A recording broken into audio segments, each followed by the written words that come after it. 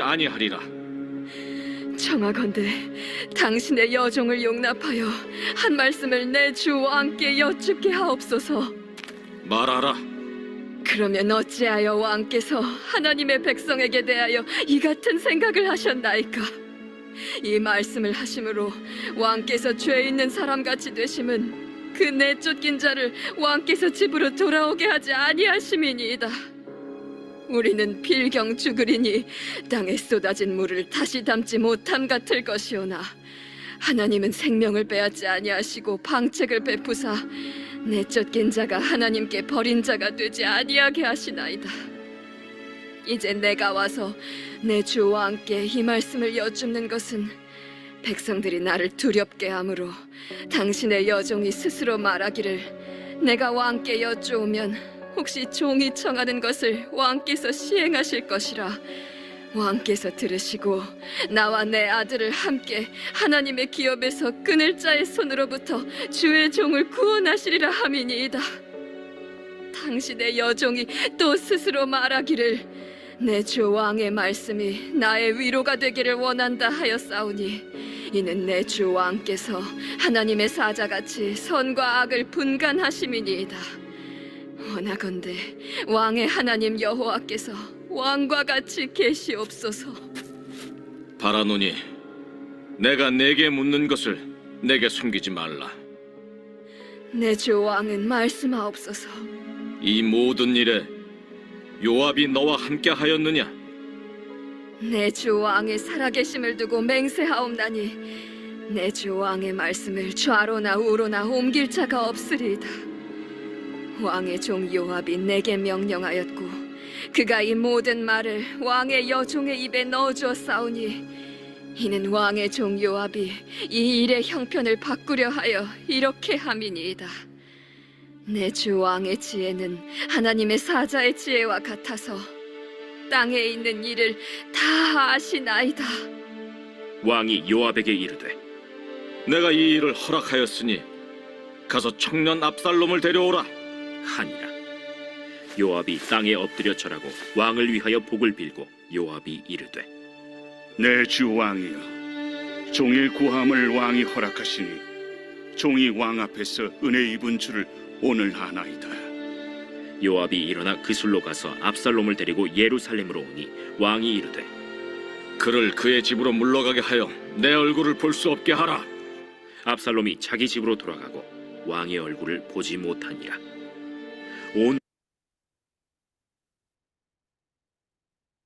오늘 본문의 말씀은 드고와 여인의 말을 듣고 다윗이 잘못된 결정을 하는 말씀입니다. 드고와 여인은 다윗 왕에게 나와서 도움을 요청합니다. 자신에게는 두 아들이 있는데 싸우다가 한 아들이 다른 아들을 죽였습니다. 마을 사람들은 죽은 아들을 내놓아가면서 사형을 시킨다고 합니다. 그러면 드고와 여인은 두 명의 아들을 다 잃어버리게 되는 것입니다. 상속자가 없게 되는 것입니다. 집안의 대가 끊어지는 것입니다. 다윗 왕에게 살아있는 아들이라도 살려달라고 도움을 요청했습니다. 다윗 왕은 아들을 보호하여 준다라고 약속하였습니다.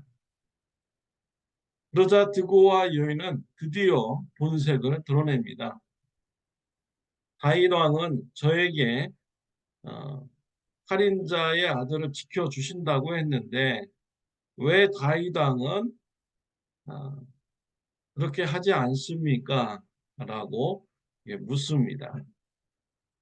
압살롬의 그 살인자 그 아들을 다시 데려오라라는 것이죠. 살인죄로부터 보호하고 아들을 데려오라라는 이런 제안을 말한 것입니다. 이 말을 들었을 때 다윗은 드고와 여인 뒤에 누가 있다라는 것을 알아챕니다. 드고와 여인에게 배후에 누가 있느냐, 요압 장군이냐라고 물어보자 드고와 여인은 솔직하게 말합니다. 요압 장군이 하라는 대로 말을 했다라고 자백을 하였습니다. 다윗은 요압 장군을 불러서 압살롬을 데려오라고 명령을 내렸습니다. 다윗이 잘못된 결정을 한 것입니다. 드고와 여인도 다윗에게 잘못을 권한 것이죠. 드고와 여인이 들려주는 이 이야기 상황과 다윗 왕의 압살롬의 상황은 다른 것입니다. 드고와 여인이 들려준 이 살인자는요, 우연적 살인 사건입니다. 우연히 서로 싸우다가 죽일 의도가 없었는데 어떻게 죽은 것이죠. 이러한 살인자는 율법에 보면은 도피성에 피하면 살 수 있다라고 하였습니다. 압살롬은 다릅니다. 다윗 왕의 아들 압살롬은 계획된 살인이었습니다. 살인할 자를 미리 정했습니다. 그리고 살인할 장소도 정했습니다. 살인한 후에 도망갈 길도 다 계획되어 있었습니다. 또 살인의 동기도 충분했죠. 2년 동안 치밀하게 준비를 한 것입니다. 이와 같이 압살롬은 계획된 범죄이기 때문에 반드시 사형을 받아야 되는 것이죠. 또한 이 드고와의 여인 이야기에서 나오는 이 두 아들은요, 살아남은 이 아들이 죽으면 상속자가 없습니다. 그 집안의 대가 끊기죠. 그러나 다윗 왕은 다릅니다. 다윗 왕의 자녀들이 압살롬 말고 많이 있습니다. 압살롬이 사형을 당해도 다윗 왕의 왕위를 이을 자는 많이 있습니다. 실제로 솔로몬이 다윗 왕의 왕위를 물려받게 됩니다. 이와 같이 드고와 여인이 말하는 그 두 아들의 상황과 압살롬의 상황은 서로 다른 것입니다. 또 이 드고와 여인이 심각한 오류의 말을 또 합니다. 14절 말씀에 보면은 하나님은 생명을 빼앗지 아니하시고 방책을 베푸사 내 쫓긴 자가 하나님께 버린 자가 되지 아니하게 하시나이다 라고 말하였습니다. 하나님은 생명을 뺏지 아니하는 신부이다 라는 것이죠. 이 말을 압살롬에게 적용한 것입니다. 잘못된 것이죠. 하나님은 공의로우신 하나님, 사랑의 하나님이십니다. 하나님께서는요, 반드시 공의를 행하시는 분입니다. 하나님께서 공의를 저버리시는 분이 아니죠. 그렇다면 예수님께서 왜 십자가에서 죽으셔야만 했습니까? 하나님은 공의와 사랑의 하나님이시기 때문에 반드시 죄에 대해서 심판이 있어야 됩니다. 그래서 예수님께서 십자가에서 저와 여러분의 죄를 대신 지시고 고난받으시고 죽으신 것입니다. 이 드고와 여인은 하나님의 사랑을 압살롬한테 적용하도록 한 것이죠. 고의로 사람을 죽인 이 살인자를 대하여서 사랑을 베풀어서 살인죄를 면하게 해달라고 말한 것입니다. 잘못된 적용이라고 말할 수가 있는 것입니다. 우리 삶 속에서 이러한 혼선을 빚으면 안 됩니다. 하나님의 말씀은 정의로운 말씀입니다. 공의로운 말씀입니다. 죄 있는 자를 묵인하고 사랑으로 대해서는 안 되는 것이죠. 또한 이 압살롬은 지금 자신의 죄를 인정하고 회개하지 않았습니다. 이런 압살롬에게 용서부터 베푼다는 것은 잘못된 신앙의 이런 자세인 것이죠. 다윗 왕은 드고아의 여인의 말을 듣고 잘못된 결정을 하였습니다. 요압 장군으로 하여금 압살롬을 다시 데려오게 하고요. 사형이라는 이런 형벌을 면하게 해 주었습니다. 그리고 다윗 왕은 압살롬을 만나지 않게 됩니다. 이것이 또 압살롬의 마음을 서운하게 하고요. 압살롬이 다윗 왕에게 반역하게 되는 더욱더 자극이 되는 이러한 일이 되는 것입니다. 가만서 13장 20절 말씀에 보면은 지혜로운 자와 동행하면 지혜를 얻고 미련한 자와 사귀면 해를 받느니라 라고 하였습니다.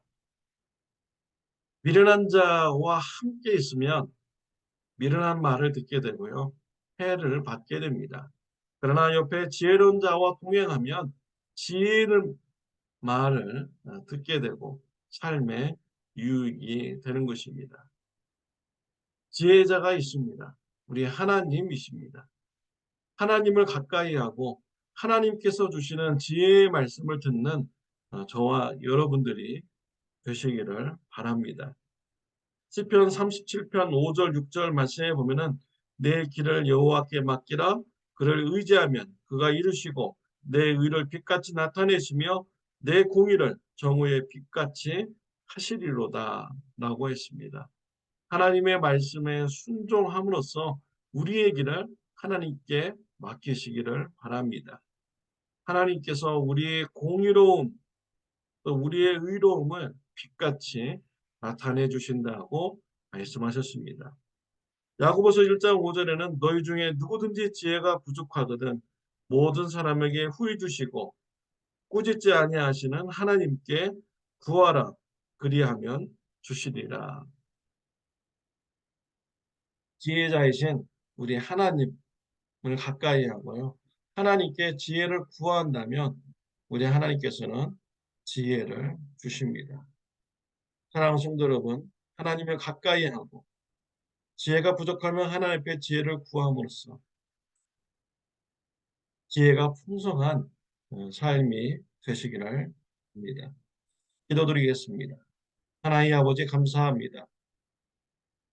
우리는 미련하고 또 어두운 길을 갈 수밖에 없는 자인데 하나님께서 우리를 찾아와 주시고 구원하여 주시니 감사합니다.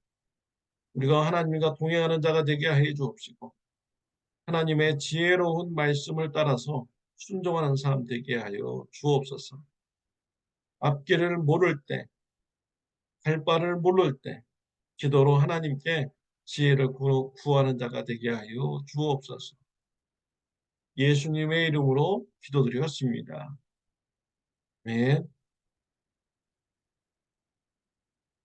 오늘 하루도 하나님과 동행하며 지혜로운 삶을 살아가는 한 하루가 되시기를 바랍니다.